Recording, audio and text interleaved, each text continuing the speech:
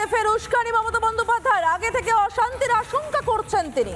এখানে অনেক উৎসব হয়, একদল কুচক্রী অশান্তি করে, এমনটাই বলছেন তিনি। তাহলে কি রামনবমীর আগে আরো বড় কোনো অশান্তির আশঙ্কা করছেন তিনি? নবান্নে বসে মন্তব্য মুখ্যমন্ত্রীর। বরাবর হিন্দুদের উৎসবের আগেই কেন এ ধরনের আশঙ্কা মমতা বন্দ্যোপাধ্যায়ের মনে আসে? কেনই বা হিন্দুদের উৎসবের আগে এ ধরনের আশঙ্কার কথা তিনি বেশ বৈঠক করে লোকজন ডেকে বলেন। প্রতি বছর রামনবমীর আগে এই ধরনের উস্কানির মন্তব্য শুনতে কিন্তু আমাদের অভ্যেস হয়ে যাচ্ছে।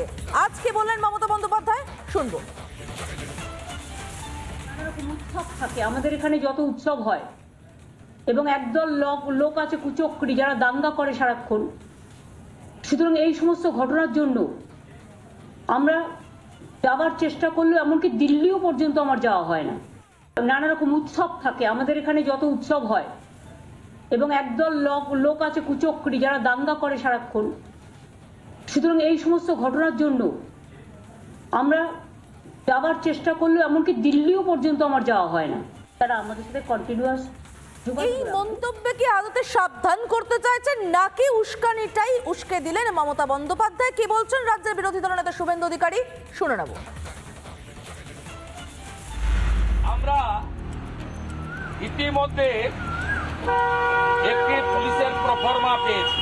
ওই রুটে আমি ধর্মীয় প্রতিষ্ঠানের নাম বলছি না, বলছে অন্য ধর্মের কোন ওখানে প্রতিষ্ঠান আছে কিনা, অবলিক মুসলিম মহল্লার নাম কিভাবে বিষ ছড়াচ্ছে এই মুখ্যমন্ত্রী এবং তার এই টেন্টেড ডিজিপি রাজীব কুমার আর কলকাতা পুলিশ কমিশনার আরেক গুন্ডা মনোজ বার্মা।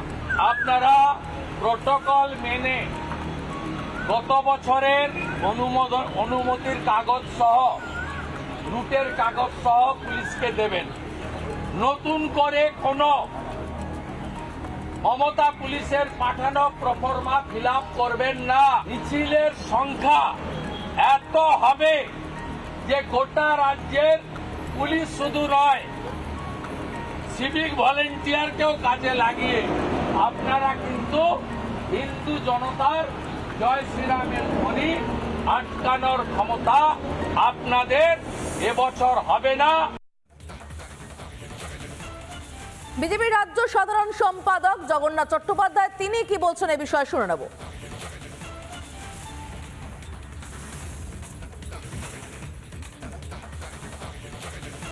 হিন্দুদের তিনি ভয় পান, তাই তিনি একজন হিন্দু বিরোধী মুখ্যমন্ত্রী, তাই তিনি চান না বাংলায় হিন্দুরা রাজ করুক। তিনি চাই দুধের গাইদের সংরক্ষণ, দুধের গাইদের পালন পোষণ। প্রয়োজনে বলেইছেন তো তিনি যে দুধ দেয় বলে লাফিও খাবো।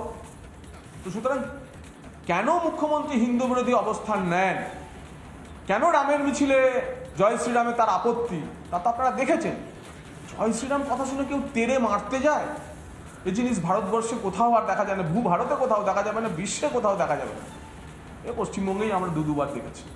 নানা ধরনের কন্টেন্ট দেখার জন্য লাইক করুন, শেয়ার করুন আমাদের ফেসবুক পেজ, সাবস্ক্রাইব করুন আমাদের ইউটিউব চ্যানেল। পাশাপাশি অন্যান্য ব্রেকিং নিউজের জন্য অবশ্যই চোখ রাখুন রিপাবলিক বাংলায়।